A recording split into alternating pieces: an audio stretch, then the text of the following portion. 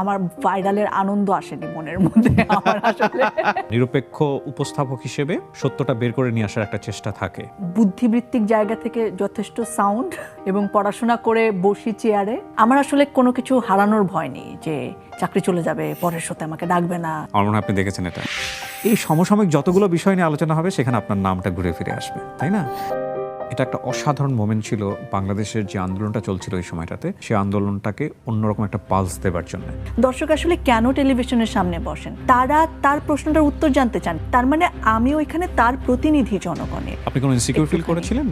Luckily আমার আসলে তেমন কিছু হয়নি। আমি এরকমও দেখেছি, পিস্তল বের করে ফেলেছেন, এখানে একদমই আনকাট গেছে। বারবার প্রতিবাদ করে বলছিলেন যে আপনি মুক্তিযোদ্ধা পরিবারের সন্তান। আমাকে অনেকে এটা ভুল ভাবেন যে আমার বাবা হয়তো মুক্তিযোদ্ধা। আমার বাবার মুক্তিযুদ্ধের সময় জন্মই হয়েছে। এই মুহূর্তে যদি বিচারপতি মানিক আপনার সঙ্গে আবার শোতে বসতে চায়, হ্যাঁ আমি বসবো, অবশ্যই বসবো। কিবরিয়া ভাই, আপনি কি আমাকে সুন্দর বললেন? Definitely you are beautiful. এবং আমার বয়সও হয়েছে আসলে নিজের পার্টনার নিয়ে ভাবার। ভালোবাসা দিলেই মা মরে যায়, যুদ্ধ আসে ভালোবেসে মায়ের ছেলেরা চলে যায়।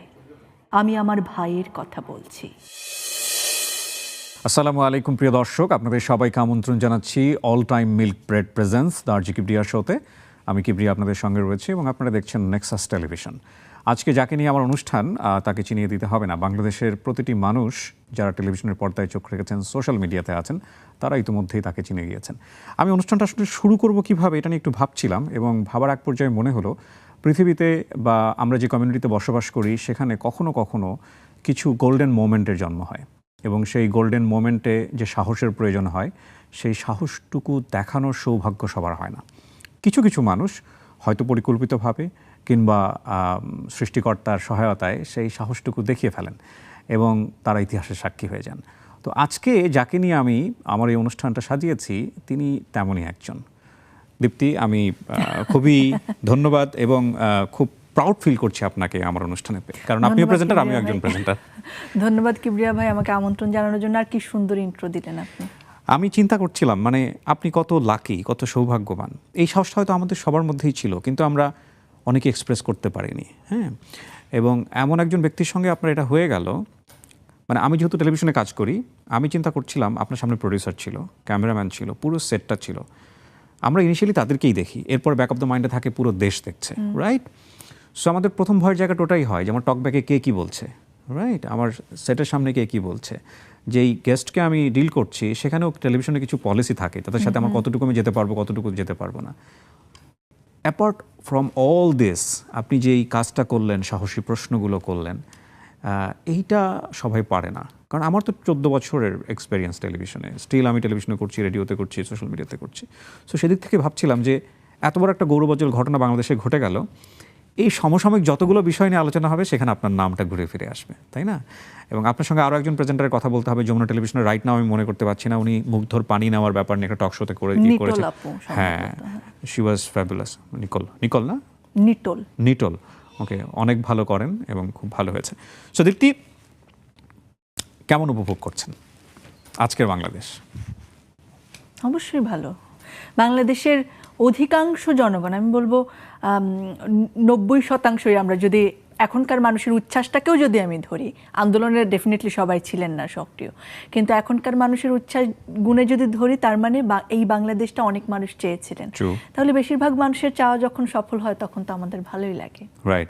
আমি ওই দিনের ঘটনা নিয়ে একটু জাস্ট প্রেক্ষাপটটা জানতে চাই, তারপরে ডেফিনেটলি আমার অনুষ্ঠানে আপনার লাইফ বা বিভিন্ন বিষয়গুলো উঠে আসবে। আপনার এই অনুষ্ঠানটা সপ্তাহে কয়দিন থাকে? সেক্ষেত্রে আমি একটু বলি, আমি কিন্তু বিনোদন এবং রাজনৈতিক শো এটাকে আমরা আলাদা করি সাধারণত। সো আমার শুরুটা কিন্তু সেগুলো দিয়ে, আমি সেলিব্রিটি টক শো করি কিংবা বুদ্ধিবৃত্তিক যে টক শোগুলো সেগুলোতেও চ্যানেলে আমাকে বিশ্বাস করে, সেই ধরনের প্রোগ্রামগুলো আমি সাধারণত করে থাকি। So all of a sudden আমি 7-8 মাস আগে আসলে এই টু দ্য পয়েন্ট অনেক পুরনো একটা প্রোগ্রাম এবং জনগণ সেটাকে ভালোবাসেন, দর্শকরা ভালোবাসেন, সেটা আমি শুরু করি এবং আমি প্রায়ই সেটা করে থাকি। সো চ্যানেলকে আমি প্রথমে ধন্যবাদ জানাতে চাই যে তারা আমাকে ভরসা করেছেন যে আমি এই শোটাতে করতে পারবো হ্যান্ডেল। এবং এই কোটা সংস্কারের আন্দোলনটা যখন হলো, সেই সমসাময়িক ব্যাপারগুলোতে বেশ কিছু শো আমি করেছি। সো আমাদের বিচারপতি মানিকের সঙ্গে কি আগে বসা হয়েছিল? এর আগেও আমি ওনার সঙ্গে একটা শো করেছি। ওকে, সো লাইক থাকে না, আমরা যখন অনেক সময় গেস্টকে হ্যান্ডেল করি আমরা বুঝতে পারি যে he is a tough guest or something. আগের গেস্ট থেকে যখন ইন্টারভিউ করছিলাম তখন কি মনে হয়েছিল যে he is good or something? না না, আমি আসলে মানে একেবারেই ব্যক্তিগতভাবে কোনো গেস্টকে নেই না, কিংবা আমি আরেকটা জিনিস করি রাজনৈতিক টকশোর বেলায়, অনেকে আছেন যে তিনি কোন মতাদর্শের কিংবা তিনি কেমনভাবে উত্তর দেন সেগুলো স্টাডি করেন, কিন্তু আমি যদি কোনো মানুষের সঙ্গে প্রথম বসি তাহলে আমি তার ব্যক্তিগত মতাদর্শটা স্টাডি করি না। আমার যা জিজ্ঞেস করার আমি তাই করব। তিনি যদি এটার পুরোপুরি এগেনস্টে হন তাও করব, তিনি যদি এটার পক্ষে হন তাও করব। তো সেটা আমি ইন্টেনশনালি বলতে পারেন যে আমি আসলে আই ডোন্ট কেয়ার যে উনি আসলে কোন মতাদর্শের, তিনি খুব অ্যাগ্রেসিভ কিনা কিংবা তিনি খারাপভাবে নেন কিনা ওনাকে কঠিন প্রশ্ন করলে। আমার যা জানার মানে প্রয়োজন আমি সেটাই জানতে চাইবো।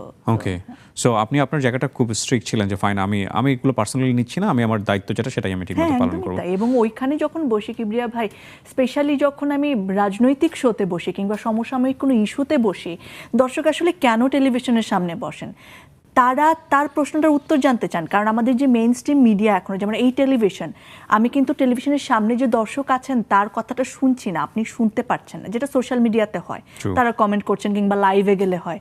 তো যখন একটা ওয়ান স্ট্রিম মিডিয়া একমুখী, তার মানে আমি ওইখানে তার প্রতিনিধি জনগণের, তিনি আসলে তার প্রশ্নের উত্তরটি জানতে চান এবং তার প্রশ্নটি আমাকে করতে হবে।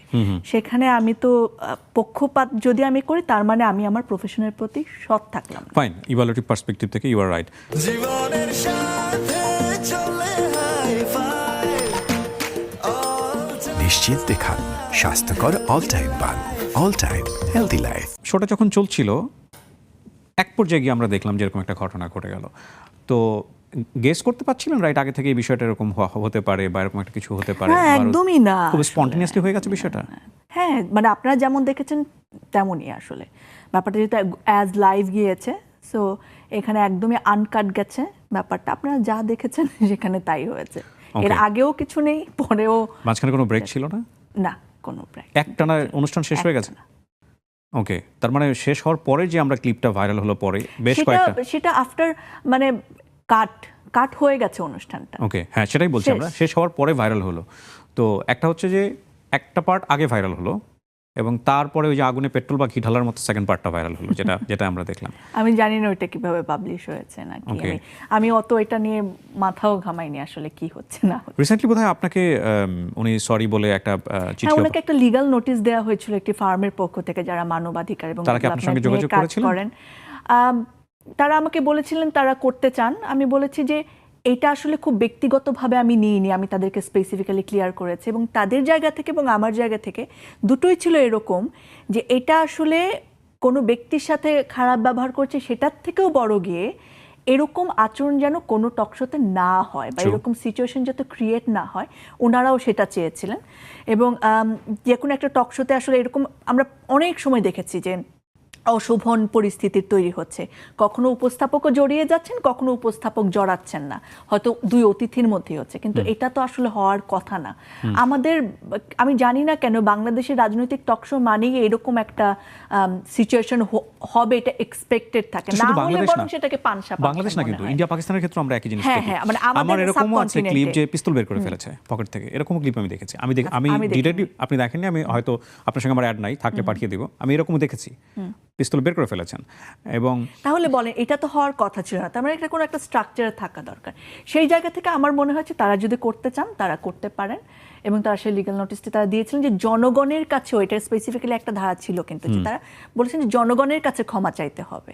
কারণ এই যে ব্যাপারটা, এই যে শব্দটা আমি উচ্চারণ করতে চাই না, সেই শব্দটার থেকে বাংলাদেশে একটা স্ফুলিঙ্গর মতো একটা পুরো আন্দোলন ছড়িয়ে গেল এবং তিনি যখন একটা ভিন্ন মত সহ্য করতে না পেরে তাকে এই কথাটা বলছেন, তার মানে যারা যারা ভিন্ন মত কিংবা যারা যারা প্রশ্ন করেন তাদের সবারকে তিনি ওই নামে বা ওই কথা বলে সম্বোধন করছেন। সেই জায়গায় জনগণের কাছেও তিনি ক্ষমা চাওয়ার কথা বলা হয়েছিল এবং পার্সোনালি আমার কাছে তিনি সেটা করেছেন, আমি সেটাকে সাধুবাদ জানাই। আপনি ক্ষমা করে দিয়েছেন? হ্যাঁ, অবশ্যই।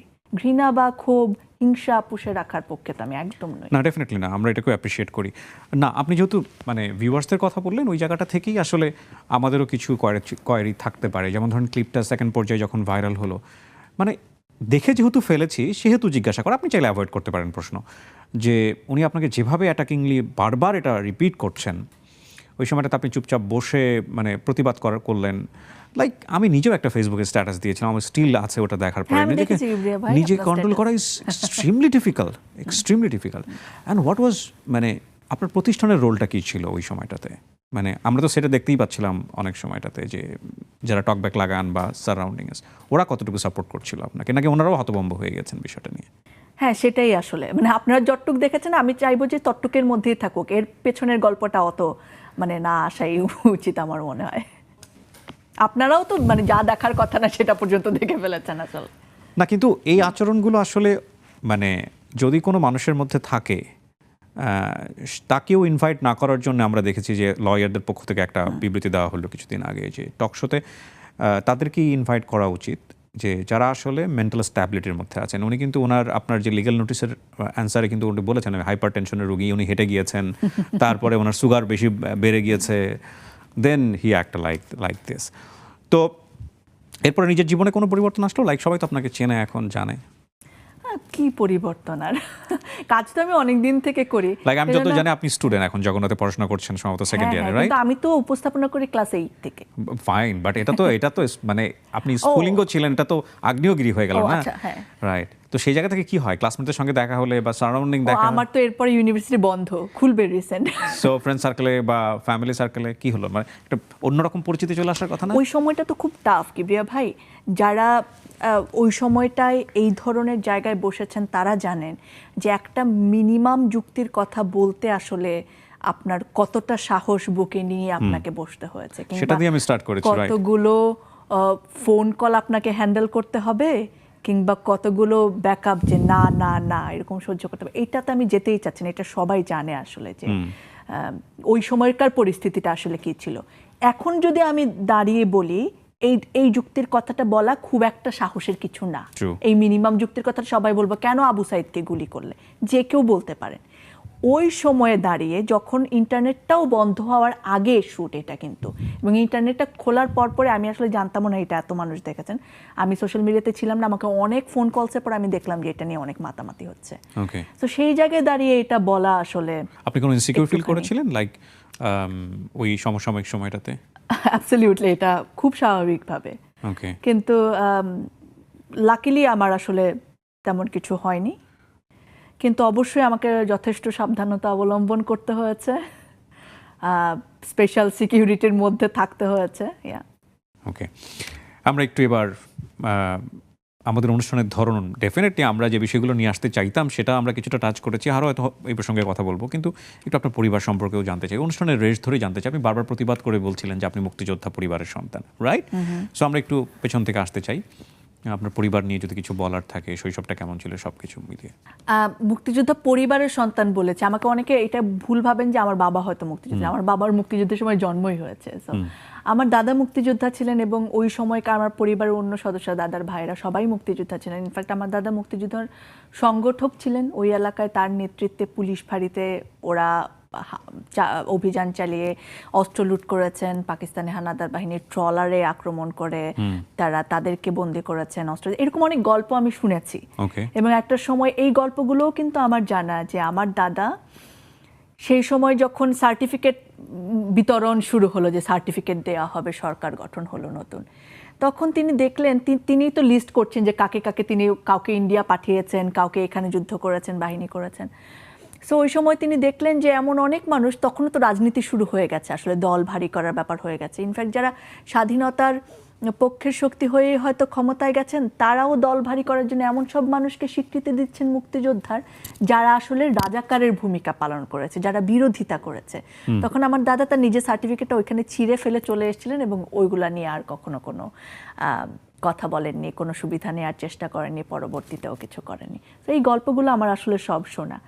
তারপর আসে আমার বড় হওয়ার জায়গায়। আমি আসলে যৌথ পরিবারে বড় হইনি, আমার পরিবার খুব ছোট, বাবা মা, আমার বড় বোন আর আমি। সো আমি খুব কালচারাল একটা ফ্যামিলিতে বড় হয়েছি। যা যা স্বপ্ন থাকে দুইটা মেয়েকে নিয়ে, আমার বাবা মা সব করিয়েছেন, আমাকে করানোর চেষ্টা করেছেন। কবিতা করতাম ছোটবেলা থেকে, ওই যে আর কালচারাল ফ্যামিলিতে যা হয় একটু গান বাজনা শিখবে, শিল্পী হব স্বপ্ন দেখিনি, কিন্তু ওই যে হারমোনিয়াম বাজিয়ে গান গাইবে, ছড়া গান হোক, একটু রবীন্দ্রসঙ্গীত হোক, ওই সব কিছু হয়েছে। ছবি আঁকা, পড়াশোনায় ভালোই ছিলাম মোটামুটি সব সময়। আর মফস্বলে বড় হয়েছে আমি, মফস্বল বলতে ব্রাহ্মণবাড়িয়ার নাসিরনগর উপজেলা শহরে বড় হয়েছে। তো আমার এসএসসি পর্যন্ত বড় হওয়া ওখানে, তারপরের বড় হওয়াটা ঢাকায়। মানে আমি কলেজে আসি ঢাকায়, হোলি ক্রস কলেজে আমি এইচএসসি পাস করেছি। আর তারপরে জগন্নাথ ইউনিভার্সিটি অ্যানথ্রোপোলজি নিয়ে গ্রাজুয়েশন করছি। ফাইন। সো বাবার কথা বলছিলেন, বাবা কি করতেন আপনার? আমার বাবা আসলে একসময় ব্যবসা করতেন, তারপরে আমার বাবা কালচারালি সংগঠন করতেন অনেক। আমাদের কালচারাল একটা স্কুল আছে, ওখানে আমরা বাচ্চাদেরকে শেখাই এখন গান আবৃত্তি। হ্যাঁ, তারপরে আব্বা একটা স্কুলের টিচার হিসেবেও আছেন। সো সবকিছু মিলিয়ে। ফাইন। বড় বোনের সাথে এজ ডিফারেন্স 6 বছর, ও ডক্টর। ওকে। ওর সাথে আমার 6 বছর। আপনার কি চিন্তা ভাবনা ছিল? আপনি মিডিয়াতে আসলেন, মিডিয়াতে ক্যারিয়ার হচ্ছে, ডেফিনেটলি ফিউচার তো নিশ্চয়ই প্ল্যান আছে, কিন্তু মিডিয়াতে ক্যারিয়ার করবেন বা মিডিয়া পার্সোনালিটি হবেন, এগুলো চিন্তা ভাবনা কি ছিল? একদমই ছিল না। আমি যেমনটি বললাম যে আমি একেবারে ছোটবেলা থেকে স্বর্ণকিশোরী নামে চ্যানেলেতে একটা শো হতো, মানে সোশ্যাল অর্গানাইজেশনের শো, ওইটা আবার একটা অন ইয়ার হতো সপ্তাহে 2 দিন করে। তো আমি পুরো বাংলাদেশে একটা কম্পিটিশনের মাধ্যমে ওরা বেস্ট স্বর্ণকিশোরী নিয়ে আসতো, যে সংগঠন করতে পারে, যে মানুষের জন্য কাজ করে। হ্যাঁ, সো আমি পুরো বাংলাদেশের চ্যাম্পিয়ন হই 2016 সালে। তারপরে ওইটা আমি হোস্ট করতাম। ওরা যখন দেখলো যে আমি ভালো কথা বলতে পারি, উপস্থাপনা করতে পারি, উচ্চারণ ভালো সবকিছু, সো ওই অনুষ্ঠানটা আমি হোস্ট করতে শুরু করি। তারপরে সেই পুরো বাংলাদেশ ঘুরে সংগঠন করা, দেশের বাইরে যাওয়া, বাংলাদেশের কিশোর কিশোরীদের প্রতিনিধি হয়ে। সো ওইটাকে মিডিয়ায় চলে এসছে, কিন্তু আমার মূল উদ্দেশ্য ছিল কিন্তু মানুষের জন্য কাজ করা, সোশ্যাল কাজ করা, ইম্প্যাক্টফুল কিছু করা। ওই দর্শনটা কিন্তু এখনো পর্যন্ত আমার মিডিয়ার কাজে রয়ে গেছে। মানে আমি এমন কিছু মিডিয়াতে করতে স্বাচ্ছন্দ্য বোধ করি না যেটার আসলে তেমন কোনো ইম্প্যাক্ট নেই, কিংবা শুধুই বিনোদন যেটা, সেটা করতে একটুখানি মনে হয় যে কি লাভ হলো, যদিও অবশ্যই লাভ আছে আমার মনে হয় আর কি, আমার জায়গা থেকে।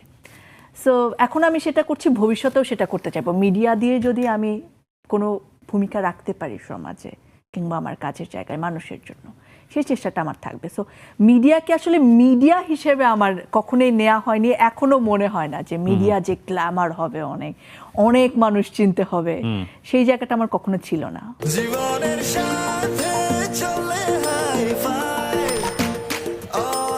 নিশ্চিন্তে খান স্বাস্থ্যকর অল টাইম পান, অল টাইম হেলদি লাইফ। ভালো কাজ না করলে কেউ চেনে না। এখন ভালো কাজের জায়গাটা অনেক বেশি ইম্প্যাক্টফুল কি না, বা সেটা পজিটিভ ইম্প্যাক্ট ক্রিয়েট করছে কি করছে না, সেটা একটা ডিবেটের বিষয়। তবে আমার কাছে কেন জানি মনে হয় যে ইউনিকনেস থাকাটা খুব ইম্পর্টেন্ট। আপনি যেটাই করছেন, মানে উপস্থাপনা আপনি করছেন, আমি করছি, বা আরও 10 জন করছে, তার মধ্য থেকে একজনকে আলাদা করে চেনা যায়। এই যে আলাদা করে চেনার ব্যাপারটা, সেখানেই হচ্ছে uniqueness. Dipti, you are so lucky যে আপনাকে নিয়ে গ্রাফিতে আঁকা হচ্ছে, এবং আপনি কি দেখেছেন এটা? হ্যাঁ, আমি একটা দেখেছি, কিন্তু আমি শুনেছি যে আরো অনেক দেয়ালে আছে। হ্যাঁ, এই যে আমার মনে হয় আপনি দেখেছেন এটা। হ্যাঁ, এটা আমি দেখেছি। আমি তাদের সবাইকে অনেক ধন্যবাদ দিতে চাই তাদের ভালোবাসার জন্য। আমি জানি না আমি এত ভালোবাসার যোগ্য কিনা, কিন্তু তাদের সবার প্রতি অনেক কৃতজ্ঞতা জানাই যে তারা আমাকে এত ভালোবাসা দিচ্ছেন। Right, definitely. ভালো লাগে একটাই কারণে, সেটা হচ্ছে আপনার প্রফেশন সেম, এবং সো আমাদের এই প্রফেশন থেকে আমাদের একটা অনেক বড় দায়িত্ব আছে। মানে আমরা যে জায়গাটাই যে রোলটা প্লে করি না কেন, আমাদের মাথায় রাখা উচিত যে আমরা দেশের জন্য কতটুকু করতে পারছি। এবং অবশ্যই অনেক বেশি জেলাস লাগছে এই কারণে যে আপনি যে রোলটা প্লে করেছেন সেটা আমাদের মতো অনেক প্রেজেন্টারই প্লে করতে পারিনি। অনেকের ইচ্ছা থাকা পরেও পারিনি। আপনি যেটা বলছিলেন এটা সত্য, হয়তো অনেকের অনেক বেশি দায়িত্ব পালন করা উচিত ছিল, সেটাও তারা করতে পারেনি। বাট আমরা একটা বাংলাদেশ দেখতে চাই এখন, সব ভেদাভেদ ভুলে গিয়ে সবাই একসাথে এগিয়ে নিয়ে যেতে হবে বাংলাদেশটাকে, রাইট? হানাহানি, মারামারি, হিংসা, কলহ, এগুলো শুধু পিছিয়ে দেবে আমাদেরকে। নৃবিজ্ঞানে কেন পড়লেন? এই যে আমি বললাম যে আমি আসলে মানুষকে নিয়ে কাজ করতে চাই। মানুষকে নিয়ে যখন আপনি কাজ করতে চান, মানুষের আদ্যপান্ত না জানলে কিন্তু সেটা একটুখানি দুর্বলতাই থেকে যাবে, কিংবা বলা ভালো যে যদি জানি তাহলে কাজ করাটা আরো সহজ হবে। সেজন্য খুব স্পেসিফিক্যালি আমি চুজ করে নৃবিজ্ঞানে গেছি। নৃবিজ্ঞানের ব্যাপারে একটু বলি, মানে এই সাবজেক্টটা খুব একটা পপুলার না, এবং দেখা যায় যাদের সিরিয়াল পেছনের দিকে থাকে তারা অন্য সাবজেক্ট না পেয়ে মাইগ্রেশনে নৃবিজ্ঞানে আসে, এবং আমার ডিপার্টমেন্টে আমি একমাত্র মানুষ যে নৃবিজ্ঞান কি সেটা জেনে পছন্দ করে নৃবিজ্ঞানে গেছি, এবং ওপরের দিকের সাবজেক্ট তথাকথিত ভালো সাবজেক্ট যেমন ল, ইকোনমিক এগুলো ছেড়ে আসলে নৃবিজ্ঞানে পড়তে এসেছি। সো আমি মানে ইচ্ছে করে শখের বশে পড়তে গেছি, কিন্তু কঠিন লাগছে। ওকে, সো পাবলিক ইউনিভার্সিটি লাইক জগন্নাথে পড়ছেন আপনি, বেস্ট উইশেস থাকছে। কখনো মনে হয়নি যে নিজে থেকেই কিছু কন্টেন্ট ক্রিয়েট করা উচিত সোশ্যাল মিডিয়াতে? হ্যাঁ, এই ব্যাপারে আমি খুবই কাঁচা আর কি, হয় না কিছু জিনিসে মানুষের আসে না আসলে। তা আমার যে ব্যাপারটা ভালো লাগে না তা না, আমার খুবই ভালো লাগে। আমার একটা পেজও আছে অনেকদিন আগে থেকে, ডিআর দীপ্তি নামে, খুবই ফান করে খুলেছিলাম 2020-21 সালের দিকে, যখন করোনায় কিছু করার নেই। তো আমি তখনও টুকটাক ভিডিও মানে ওয়ান টেকে বানাতাম আর কি, কারণ আমি এডিট করতে পারি না, কালার গ্রেড করতে পারি না, মানে কিছুই পারি না, কিভাবে সাউন্ড ভালো হবে এইসবও জানি না। কিন্তু হঠাৎ হঠাৎ মাথায় আসলে একটু একটু বানাতাম, খুবই রেগুলারলি। সো আমি কন্টেন্ট কখনোই পারিনি, কারণ আমার টেকনিক্যাল জিনিসে আমার কেমন জানি একটা থাক বাবা এই টাইপের ব্যাপার আছে, মানে আমি কথাটাই বলতে পারি, তারপরে এটা কাটা, জোড়া লাগানো, লাইট ঠিক করা একদমই আমি পারি না। এটা আরো মজার। I will help you. ও thank you. Definitely I will. কি ধরনের কন্টেন্ট নিয়ে কাজ করবেন যদি কন্টেন্ট ক্রিয়েটর হওয়ার সুযোগ হয়? ডেফিনেটলি মানুষ নিয়েই কাজ করব। সেই আবার যেন মানুষের না আসে, এই জন্য কিবরিয়া ভাই বলছে এটা ছাড়া কিছু বলো। এক্স্যাক্টলি। আমার মনে হয় যে একটু বিশ্লেষণ ধর্মী কিছুতেই যেতে চাইবো, সম্ভবত এডুকেশন অর ইন্টেলেকচুয়াল ব্যাপারগুলোকে এক্সপ্লেনেশনের জায়গায়, কিংবা যে জিনিসগুলো মানুষ জানে না, বা সোশ্যাল প্রবলেমস, এগুলো নিয়েই ট্রাই করবো নিশ্চয়ই।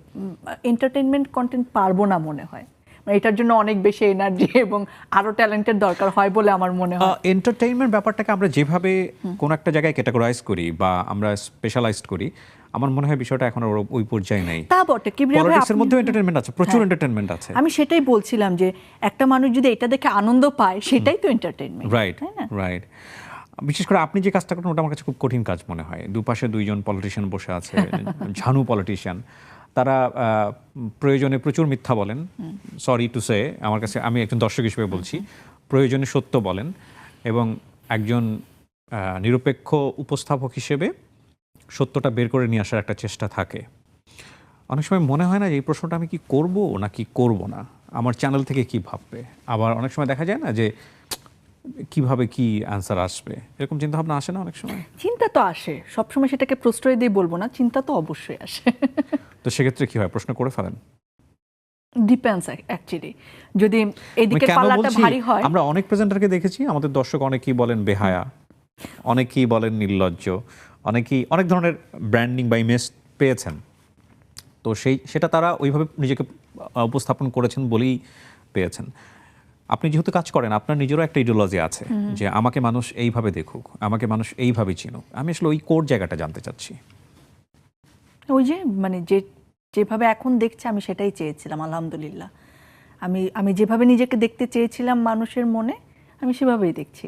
আমি চেয়েছি মানুষ আমাকে একজন আমার প্রফেশনের প্রতি আমি সৎ থাকতে চেয়েছি, এবং চেয়েছি মানুষ আমাকে সেভাবেই জানুক যে আমি বুদ্ধিবৃত্তিক জায়গা থেকে যথেষ্ট সাউন্ড, এবং পড়াশোনা করে বসি চেয়ারে, এমনি এমনি কথা বলার জন্য বসি না, এটা জানুক মানুষ। আমি সবসময় পারি বলবো না, সব বিষয়ে এক্সপার্ট হওয়া সম্ভব না। আমি আরো সহজ করে দিই, ধরেন এই মুহূর্তে যদি বিচারপতি মানিক আপনার সঙ্গে আবার শোতে বসতে চায়, what we will do? Tell me very honest answer. হ্যাঁ, আমি বসবো, অবশ্যই বসবো, কিন্তু আমি জানি না ওনাকে কোনো চ্যানেল ডাকবেন কিনা, সেটা অন্য প্রসঙ্গ।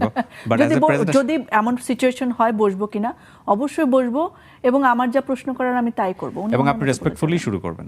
Absolutely, that is called professionalism. Beautiful. আমার মনে হয় না যে অনেক মানুষ সেটা খুব ভালো চোখে দেখবে, but that actually we deserve. ওইটাই হওয়া উচিত একজন প্রেজেন্টার, এটাই হওয়া উচিত। তিনি যখন এই ক্ষমা প্রার্থনার পরে তো এইটাই হওয়া উচিত, তাই না? তারপরে বাবা মার কথা কি ছিল? এরকম একটা ঘটনা যখন ভাইরাল হয়ে গেল, আপনার আব্বু আম্মু আপনাকে কি পরামর্শ দিচ্ছিলেন? আমি আবার বলি যে সময়টা আসলে অনেক কঠিন ছিল, সো আমার ভাইরালের আনন্দ আসেনি মনের মধ্যে আমার আসলে।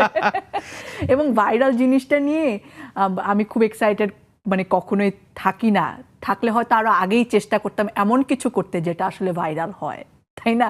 আমরা জানি যে কোন জিনিসগুলো মানুষ মানে ভাইরাল করে বা বেশি দেখে সাধারণত, সো সেইগুলো তো আমি কখনো চেষ্টা করি না। সো এটা বাই চান্স কিভাবে হয়েছে আমি জানি না, কিন্তু ওই সময় আসলে বেশি মানুষ দেখছে, আমার প্রশংসা করছে না খারাপ বলছে, তার থেকে ভেতরগত কি হবে বা হতে যাচ্ছে, বা তার জন্য আমার কিভাবে সেফ থাকা দরকার, কি প্রোটেকশন আমার দরকার, ওইটা নিয়েই বেশি টেনশন আমার এবং আমার পরিবারের। সো ওই সময়টা অন্যরকম আসলে। কখনো এরকম হয় না, আমরা যখন অনুষ্ঠান করি, টকব্যাক অনেকেই বুঝবেন না, আমি একটু আঙ্গুল দিয়ে দেখিয়ে দিই, আমার বাম কানে একটা মানে কথা শোনা যায় এরকম একটা ডিভাইস দেয়া আছে, যেটা দিয়ে প্রডিউসার কিছুক্ষণ পরপর আমার সঙ্গে গল্প করছেন, এটা বলেন ওটা বলেন, বিভিন্ন ডিরেকশন দিচ্ছেন।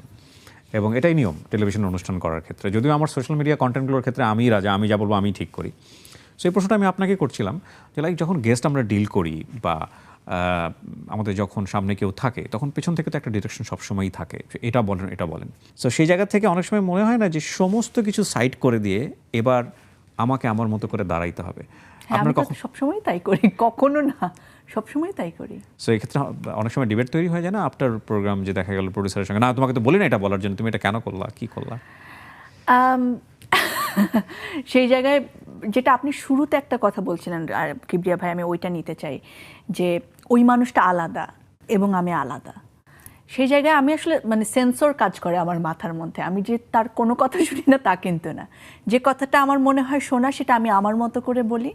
আর যদি মনে হয় যে উনি যেটা বলছেন ওনার জায়গা থেকে এটা বলা সহজ, কিন্তু এখানে বসে আমি এটা বলতে পারি না, কিংবা আমার এটা জাস্টিস হবে না ক্যামেরার সঙ্গে, সেটা আমি বলি না। সেটা আমার আসলে কোনো কিছু হারানোর ভয় নেই, যে চাকরি চলে যাবে, পরের শোতে আমাকে ডাকবে না, এগুলো আমার একদম ভয় নেই।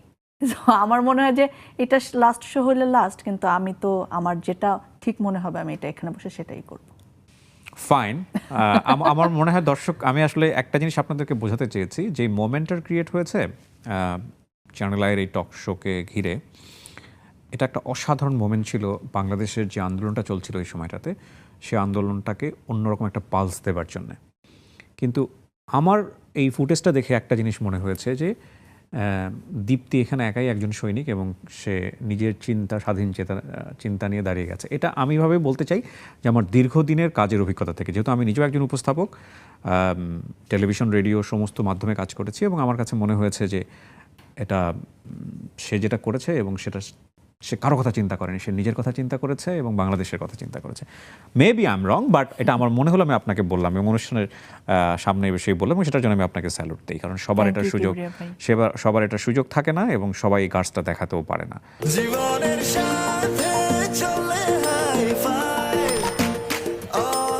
নিশ্চিন্তে খান স্বাস্থ্যকর অল টাইম পান, অল টাইম হেলদি লাইফ। এবার একটু পরিবারের কথা, নিজের পরিবারের কথা জানি। ও কিন্তু ব্যাচেলর এখন পর্যন্ত, রাইট? এটা জানে আমাদের দর্শকরা, জানে? জানি না জানে কিনা, নিশ্চয়ই অনেক ধরনের রিউমার্স আছে, আমি জানি না জানেন কিনা। আমি অত আমার প্রডিউসার এই যে মাত্র কানে কি বলেছে জানেন? কেমন ছেলে পছন্দ? এটা জিজ্ঞেস করতে বলেছে। এটাকে আপনি জিজ্ঞেস করলেন নাকি আপনিও সেন্সরে আটকে দিলেন? If you want to answer the question, আমার কোনো সমস্যা নাই। আমি আসলে পাবলিকলি এইসব বিষয় নিয়ে কখনো কথা বলিনি, তবে রিসেন্টলি আমার একটা প্রোগ্রামে আমাকে ডাকা হয়েছিল, আমি তাদেরকে সবাইকে, যেমন আপনাকে বলেছি, কিন্তু তাদেরকে আরো কড়াকড়িভাবে বলেছি যে কোনো সিলি কোয়েশ্চেন করবেন না, ব্যক্তিগত প্রশ্ন করবেন না, দেশ সমাজ তারুণ্য এসব নিয়ে জানতে চাইবেন। কিন্তু আপনার বেলায় এই প্রোগ্রামটা ধরনই আসলে ব্যক্তিগত কথা বলে, সে জায়গায় জানতে চাইতেই পারেন, এবং আমার বয়সও হয়েছে আসলে নিজের পার্টনার নিয়ে ভাবার, এমন না যে শিশু হয়ে ভাবছি না, কিংবা বুড়ো হয়ে গেছি এখন কেন ভাববো, এরকম না। সো হ্যাঁ, ভেবেছি আমি, মানে বেসিক কিছু ক্রাইটেরিয়াস তো মানুষের থাকে, এরপরে তো অনেক এলিমেন্টস যুক্ত হয়, ছোট জিনিস হয়তো ভালো লাগে না, ওইটা আবার কারেকশনও করা যায়, কিন্তু বেসিক যেটা সেটা হচ্ছে তাকে অবশ্যই কাইন্ড হতে হবে মানুষের প্রতি, দেশের প্রতি লয়াল থাকতে হবে, এবং তাকে শিক্ষিত হতে হবে যথেষ্ট পরিমাণে। এই কয়েকটা জিনিস আছে, আর কি খুঁজতে থাকেন আপনারা। প্রার্থী হলে সরাসরি যোগাযোগ করেন। ও না, এটা ম্যাট্রিমোনিয়াল সাইড হয়ে যাবে, আর যে কিবরিয়া শো। ওকে, না সো আমি জানতাম না, আমি ডেফিনেটলি আপনাকে শোতে বসে জিজ্ঞেস করছিলাম যে আমি ম্যারিটাল স্ট্যাটাসটা জানি না, জিজ্ঞেস করবো কিনা। ফাইন, মানুষ তার স্বপ্নের সমান বড়, এবং যে স্বপ্নগুলো দেখছেন সেটা পূরণ হোক সবসময়ই চাই। এমন কেউ কি আছে যার সঙ্গে সমস্ত কিছু শেয়ার করেন, লাইক মা হতে পারে, বাবা হতে পারে, হ্যাঁ যে হ্যাঁ, কোনো আম্মুর বন্ধু হতে সঙ্গে পারে? সব শেয়ার করা হয়, মানে she is my best friend. কথাটা খুব কমন যে আমার মা আমার বেস্ট ফ্রেন্ড, কিন্তু শি ইজ লিটারেলি মানে তাকেও যদি আমার ভালো না লাগে সেটাও আমি তাকেই গিয়ে বলি যে আমার মনে হচ্ছে তোমার সঙ্গে আমার একটু দূরত্ব বেড়ে যাচ্ছে, ইদানিং না তোমাকে জড়ায় ধরলে ওই শান্তিটা পাচ্ছি না, আমার কেন বলো তো, কোন কোন কারণ থাকতে পারে, এরকম সম্পর্ক তার সঙ্গে আমার। গাইডেন্সের জায়গাতে যদি একটু আসতে চাই, কে খুব সুন্দরভাবে গাইড করে? আমি আসলে অনেক স্বাধীনতা পেয়েছি একেবারে ছোটবেলা থেকে, মানে আমার পরিবারের পরিবেশটাই এমন ছিল যে সিদ্ধান্তটা, পারিবারিক যে কোনো সিদ্ধান্ত, বড় সিদ্ধান্ত হলেও সেটা ডাইনিং টেবিলে আমরা সবাই একসঙ্গে খেতাম সব সময়। এখন তো এক একজন এক এক জায়গায় আছি, আমার বোনেরও বিয়ে হয়ে গেছে, তখন ওই পারিবারিক বৈঠকে এটা উঠানো হবে, সবার মতামত নেওয়া হবে। আমি এটা একেবারে ছোটবেলা থেকে, মানে আমি যখন কিছু বুঝিও না, হয়তো আব্বু বা আম্মু যেটা বলছি সেটাতেই হ্যাঁ হ্যাঁ বলবো, কিন্তু আমাকে ওইটা ফিল দেওয়া হয়েছে যে তোমার ইয়েসটা ম্যাটার করে বা তোমার নোটা ম্যাটার করে। সো ওই স্বাধীনতাটা আমি পেয়েছি। আমার পড়াশোনার বেলায়ও কেউ বসে এখন এটা পড়বা ওইটা পড়বা এরকম না, আমি নিজে নিজে পড়তাম, হেল্প হয়তো করতো। সো ওই জায়গাগুলোতে, এবং আমি ক্লাস 9-এ যখন পড়ি সেই মফস্বল থেকে আমি সুইজারল্যান্ড গেছি বাংলাদেশের কিশোর কিশোরীর প্রতিনিধি হয়ে। আমি আমার উপজেলার প্রথম মেয়ে যে হোলি ক্রসে এসে পড়ছে কলেজে। সো এই ধরনের অনেক প্রথম কাজ আমি করেছি, এবং এই সাহসটা, এই স্বাধীনতাটা আমি পরিবার থেকে পেয়েছি। সো গাইডেন্স যেটা বলেন, আমি সবার প্রথম, মানে তারাও আমাকে এটা দিয়েছেন যে আমি যাতে নিজেকে জিজ্ঞেস করি যে আমি কি করতে চাচ্ছি, আমি এটা করলে আসলে কি হবে, আমার টার্গেট কি, আমার গোল কি, এইটার ফলাফল কোন দিকে ভালো হতে পারে খারাপ হতে পারে, এই ব্যাপারটা আমার মাথায় সবসময় ঘোরে। তারপরের সেন্সরশিপ যেটা, এটা অবশ্যই থাকে সবসময়। বলে না যে আমরা যা খুশি তাই করি তবু তার খুশিতেই চলি, রবি ঠাকুরের ওই গানের মতো। মানে আমার যা খুশি তাই করছি, কিন্তু তারপরেও বাবা মাকে আমি সবকিছু, মানে তারা হ্যাঁ বললেই সেটা হচ্ছে, ব্যাপারটা ওই রকম। তবে তারা এমন কিছুতে না করছেন না যেটা আমি খুব বেশি চাইছি, আবার এমন কিছুতে হ্যাঁ বলছেন না যেটা আমি একেবারেই করতে চাইছি। পারফেক্ট। পছন্দ অপছন্দের খুচরো কিছু জায়গাতে আসতে চাই, যে লাইক এই জিনিসগুলো ভালো লাগে, এই জিনিসগুলো ভালো লাগে না। মানে জীবনের ক্ষেত্রেই যদি বলি যে আপনি যে জিনিসগুলো সবসময় অ্যাভয়েড করবার চেষ্টা করেন, এবং যে জিনিসগুলো আপনাকে এন্টারটেইন করে, বা যে জিনিসগুলো আপনার লাইফে খুব অত্যাবশ্যকীয়, এনিথিং ইট ক্যান বি। বই পড়ি, ছোটবেলা থেকে বই পড়ি, আমি লেখালেখি করি, আমাকে অনেকে লেখক হিসেবেও জানেন। সো সেই জায়গাটা এখনো করি, কবিতা পড়তে। আপনি লেখালেখি করেন বলতে যেটা হচ্ছে, আপনি এখন পর্যন্ত কোনো বই বের হয়েছে? হ্যাঁ, আমার 2টো বই আছে। আমি বলছিলাম যে আমি অ্যাডোলেসেন্টদের নিয়ে কাজ করি, পুরো বাংলাদেশে এবং দেশের বাইরেও তাদের নিয়ে কাজ করি। আমার প্রথম বইটাই ছিল অ্যাডোলেসেন্সি নিয়ে, সেটা আবার মওকা তাদের 5000 অ্যাডোলেসেন্ট ক্লাবে পাঠ্য করেছিল। তারপরে আমার সেকেন্ড বইটা ছিল inspirational story of young people of Bangladesh, 9টা গল্প নিয়ে। ও ওয়াও! সো এগুলো আপনি পেয়েছেন কোথায়? ইন্সপিরেশন সেগুলো ওই যে আমার এক্সপেরিয়েন্স, আমি কাজ করেছি একেবারে বাংলাদেশের প্রত্যন্ত অঞ্চলের মানুষটা যার গল্পটা কেউ জানে না। এগুলো কি স্বর্ণকিশোরীতে প্রজেক্টেই কাজ করে নাকি ডিফারেন্ট? আলাদাও কাজ করেছে আমি, অন্যান্য ইন্টারন্যাশনাল অর্গানাইজেশনের অনেকগুলোর সঙ্গে আমি জড়িত ছিলাম। ওকে, সো ফ্যামিলি থেকে আপনার সাপোর্টও করেছে এগুলো? Absolutely. You are lucky enough, definitely. কারণ আমরা তো মেয়েদেরকে যেভাবে দেখি আমাদের সামাজিক প্রেক্ষাপটে, একটু যদি দেখতে শুনতে ভালো হয় তাহলে তো আরো কঠোরতা, তার পারিবারিক কঠোরতা, সামাজিক কঠোরতা। বোঝান, বাই দ্য ওয়ে, আমাকে কখনো বোঝানোই হয়নি তুমি দেখতে অনেক সুন্দর কিংবা তুমি আলাদা, এটা যে একটা স্পেসিফিক গুণ। এটা আপনার পরিবার থেকে হয়নি? আশেপাশে লোকজন ছিল না চারপাশে? তাহলে তারা কি দায়িত্ব পালন করেছে? হয়তো আমি কিবরিয়া ভাই, আপনি কি আমাকে সুন্দর বললেন? Definitely you are beautiful. এটা আমি ক্লিয়ার হয়ে তারপরে প্রশ্নটার উত্তর দিচ্ছি, সেটা হচ্ছে আমার আম্মা এমনভাবে আমাকে, এখন অবশ্য আম্মাকে এটার জন্য আমি দোষ দিই যে মা তুমি কেন এটা আমাকে বুঝতে দিলা না, মানে কি হতো একটুখানি নরম হলে কিংবা একটুখানি সাজুগুজু করলে, কখনোই একটুখানি পাউডার মেখে স্কুলে যাওয়া যাবে না, কিংবা কখনোই আমি সুন্দর কিংবা দেখো তো ভালো লাগছে না এরকম করা যাবে না, এই একটা আবরণ এসে বড় করেছে। মানে যেন এটা পাপ, খুব বেশি সাজুগুজু করা, লাল লিপস্টিক দিয়ে যাওয়া। টেনশনে করেছে এটা? আপনি জিজ্ঞেস করেন? টেনশন না, সে চেয়েছে যে আমার ভেতরকার সৌন্দর্য উপলব্ধি কিংবা সেটার উন্নতির ক্ষেত্রে আমি বেশি মনোযোগ দেই। ওকে, একদমই টেনশন করে না। আমি যে মার্কেটে ছিলাম আমার জন্য সে কারণেই করে নাই। জীবনের সাথে চলে হাই ফাই, নিশ্চিন্তে খান স্বাস্থ্যকর অল টাইম পান। All time healthy life. So Dipti, আমরা যে বিষয়টা নিয়ে কথা বলছিলাম, আপনার দুটো বই, এবং দুটো বইয়ের একটা বই হচ্ছে 9টা ইন্সপিরেশনাল স্টোরি, রাইট? এটা কি যে কোনো বয়সের নাকি কোনো একটা ক্লাসিফাইড গ্রুপ নিয়ে এই গল্পগুলো? বেসিক্যালি এটা ইয়াং পিপলদের Okay. Inspirational story. আসলে ইন্সপিরেশনাল স্টোরি বলতে আমরা কি বুঝি? আমরা সেই এপিজে আব্দুল কালামের ইন্সপিরেশনাল স্টোরি কিংবা আতিউর রহমান স্যারের ইন্সপিরেশনাল স্টোরি, কিন্তু আমাদের আশেপাশে যারা আছেন প্রত্যেকের একটা স্ট্রাগলের গল্প থাকে। Right. তো আমি যখন কাজ করি বাংলাদেশের একেবারে প্রত্যন্ত অঞ্চল, সেই বান্দরবনের যে মেয়েটা চাল চুয়ে পানি পড়ে, সে যখন চিটাগাং ভার্সিটিতে আসে, সেটাও একটা স্টোরি। Right, agreed. সো ওই স্টোরিগুলোকে আমি তুলে আমি আনার অনেক দূরে চেষ্টা আছি তো, নইলে আপনার সঙ্গে একটা হাই ফাইভ করতে পারতাম। সো আমার একটা অনুষ্ঠান আছে ব্র্যান্ডিং বাংলাদেশ, ঠিক একই মোটর উপরে, Oh, wow. সোশ্যাল মিডিয়াতে। হ্যাঁ, ওখানে একজন মানুষ মুচি ছিল, মুচি তো নিশ্চয়ই বোঝেন, জুতো পলিশ করে, সে পাইলট হয়েছে, এরকম my একটা God. স্টোরিও আছে। হ্যাঁ, এবং শুধু নর্মাল এয়ারওয়েজের পাইলট না, সে কাতার এয়ারওয়েজের পাইলট, বাংলাদেশ সারা পৃথিবীর নাম্বার 1 এয়ারওয়েজ যেটাকে বলা হয়, এবং বাংলাদেশের সন্তান সে। প্রায় 1 কোটির মতো মানুষ দেখেছে ইউটিউবে, এবং এরকম মানুষদের নিয়ে আমরা কাজ করছি। সো ওই জায়গাও মেন্টালিটি মিলে গেল আপনার সঙ্গে আমার। বিউটিফুল। একটা বিষয়ে আমরা খুব মানে, আমাদেরকে জেনারেশন ওয়াই বলা হয়, জেনারেশন ওয়াই অথবা জেনারেশন এক্স। আপনি কোন জেনারেশনে পড়বেন? জি। জিতে পড়বেন? হ্যাঁ। 21 হলে তো জিতেই পড়ার কথা।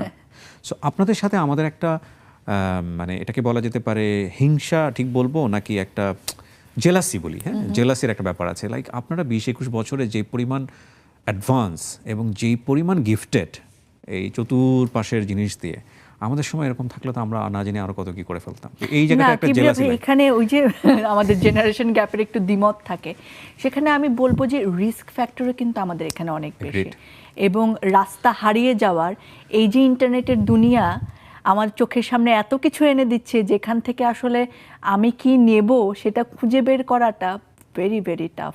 Right. সেখানে যেমন অনেক রাস্তা আছে, তেমনি রাস্তা হারানোর রাস্তাও অনেকখানি আছে। True. তো সেখান থেকে যারা বের হয়ে আসেন তাদেরকেও একটা জোরে করতালি দিতে হবে যে তারা আসলে তাদের কন্ট্রোলটা রাখতে পেরেছেন, Agreed. গোলটা ঠিক করেছেন। Agreed, agreed. এবং সেটার প্রমাণ আমরা পেয়েছিও।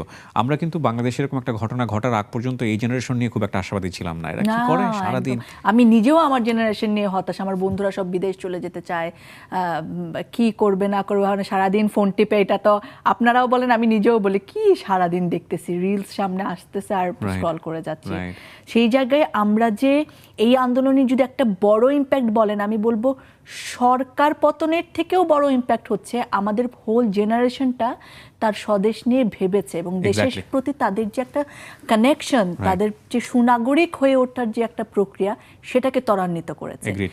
যেটা হচ্ছে আমরা কিছুদিন আগেও ভয় পাচ্ছিলাম যে এরপরের জেনারেশন তাহলে কি হবে, আমরা তো সব ভেগে যাওয়ার ধান্দায় আছি, কেউ Right. দেশকে ভালোবাসি না, Right. বলে বাংলাদেশে কিচ্ছু হবে না। এই হতাশার পরের জেনারেশন যে আসবে তারা তো তাহলে এটাই ইনহেরিট করবে। Exactly. তো সেই জায়গাটায় তার মানে আমরা একটা বেস তৈরি করতে পেরেছি, যেটা বাংলাদেশের জন্য অনেক পজিটিভ। এক্স্যাক্ট, এবং এটা খুব শান্তির একটা জায়গা। আপনি যখন বলছিলেন তখন আমার হঠাৎ করে মনে পড়লো যে আমরা তো আসলে সরকার পতন প্রাথমিকভাবে চাইনি, ধাপে ধাপে আমাদের এক দফা দাবিতে এসছে, এবং সেটা আমরা সাকসেসফুলি আমাদের সন্তানরা করে দেখিয়েছে। এরপরে যেটা হলো সেটা তো অচিন্তনীয় ছিল। মানে বাংলাদেশের ইতিহাসে কখনো এই ঘটনা ঘটেনি, মুক্তিযুদ্ধের সময় ওই ঘটনা ঘটে নাই। থানাতে পুলিশ নাই, এবং আপনি দেখেন কোনো থানাতে পুলিশ নাই, তার মানে কি পুরা দেশটা একটা মাৎস্যন্যায় অবস্থায় হওয়ার মতো অবস্থা। আপনার রাতের বেলা কোনো একটা বিপদ হচ্ছে, আপনি কিন্তু পুলিশকে ফোন দিয়ে বলতে পারবেন না যে আসো আমার ঘরে ডাকাতি হচ্ছে। There is so no one. People একদম হেল্পলেস। ট্রাফিক নিয়ন্ত্রণ করা একটা বিশাল চ্যালেঞ্জ। আমাদের ছেলেরা রাস্তায় নেমে গেল, এবং আমার কাছে প্রথম মনে হচ্ছিল সর্বোচ্চ 1 দিন 2 দিন থাকবে, 3 দিনের দিন কাউকে খুঁজে পাওয়া যাবে না। এখনো আছে ওরা। এখনো ওরা রাস্তায় আছে, এবং ট্রাফিক পুলিশের সাথে যখন তারা দাঁড়িয়ে থাকে, কি যে ভালো লাগে দেখতে। Exactly. এবং এই যে দায়িত্ব গ্রহণ করা, আমরা বারবার বলি না, আগামী প্রজন্ম আমাদের ভবিষ্যৎ, সেটা কিন্তু একদম ভিজুয়াল রিপ্রেজেন্টেশন, Exactly. তাদের হাতেই যে যাচ্ছে বাংলাদেশ। এক্স্যাক্টলি। দীপ্তি, আমি কবিতার কথা বলতে চাই। মানে কবিতা মানে আপনি যে কবিতা আবৃত্তি করেন সেই কবিতার কথা বলছি। এটা বোধহয় ছোটবেলা থেকেই আপনি আপনার পরিবার থেকে, বাবার কাছ থেকে বোধহয়। বাবাও করতেন, কবিতা করেন। আচ্ছা। তো এই জায়গাটায় কবিতা অনেকদিন মঞ্চে করা হয় না, মাঝে মাঝে মিস করি বটে। ওকে, আজকে মিস করবেন না, ডেফিনেটলি আজকে আপনি আমাদের জন্য একটা কবিতা আবৃত্তি করবেন। তবে আবৃত্তি করার আগে আমি একটু বিদায় নিতে চাই, এবং তারও আগে যদি দর্শকদের আপনার কিছু বলার থাকে। দর্শকদের আসলে ধন্যবাদ দিতে চাই। সম্মানিত দর্শক আমার, যারা আমাকে এত ভালোবাসা দিয়েছেন, আমার সবসময় মনে হয় আমি জানি না আমি এত ভালোবাসার যোগ্য কিনা, এত সম্মানের যোগ্য কিনা। আমি আপনাদের কাছে অনেক কৃতজ্ঞ। আপনারা আমার জন্য দোয়া করবেন যেন আপনাদের এই ভালোবাসার মান আমি রাখতে পারি, আমার কাজে যাতে আমি সৎ থাকতে পারি। ধন্যবাদ। দর্শক, আমরা আজকের মতো এখানেই শেষ করতে চাই। সামনের পর্বে দেখা হবে আপনাদের সঙ্গে, সেই প্রত্যাশায় শেষ করছি। অনেক ভালো থাকুন। আমরা বিদায় নেবার প্রাককালে আমরা দীপ্তির কণ্ঠে একটা কবিতা আবৃত্তি শুনতে শুনতে বাড়ি যাব। আজকের মতো এখানেই। আমি কিংবদন্তির কথা বলছি, আমি আমার পূর্বপুরুষের কথা বলছি। তাঁর করতলে পলিমাটির সৌরভ ছিল, তাঁর পিঠে রক্ত জবার মতো ক্ষত ছিল। তিনি অতিক্রান্ত পাহাড়ের কথা বলতেন, অরণ্য এবং সাপদের কথা বলতেন, পতিত জমি আবাদের কথা বলতেন। তিনি কবি এবং কবিতার কথা বলতেন। জিহ্বায় উচ্চারিত প্রতিটি সত্য শব্দ কবিতা, কর্ষিত জমির প্রতিটি শস্য দানা কবিতা। যে কবিতা শুনতে জানে না সে ঝড়ের আর্তনাদ শুনবে, যে কবিতা শুনতে জানে না সে দিগন্তের অধিকার থেকে বঞ্চিত হবে, যে কবিতা শুনতে জানে না সে আজন্ম কৃতদাস থেকে যাবে। আমি উচ্চারিত সত্যের মতো স্বপ্নের কথা বলছি, উনুনের আগুনে আলোকিত একটি উজ্জ্বল জানালার কথা বলছি। আমি আমার মায়ের কথা বলছি। তিনি বলতেন, প্রবহমান নদী যে সাঁতার জানে না তাকেও ভাসিয়ে রাখে। যে কবিতা শুনতে জানে না সে নদীতে ভাসতে জানে না। যে কবিতা শুনতে জানে না সে মাছের সঙ্গে খেলা করতে পারে না। যে কবিতা শুনতে জানে না সে মায়ের কোলে শুয়ে গল্প শুনতে পারে না। আমি কিংবদন্তির কথা বলছি।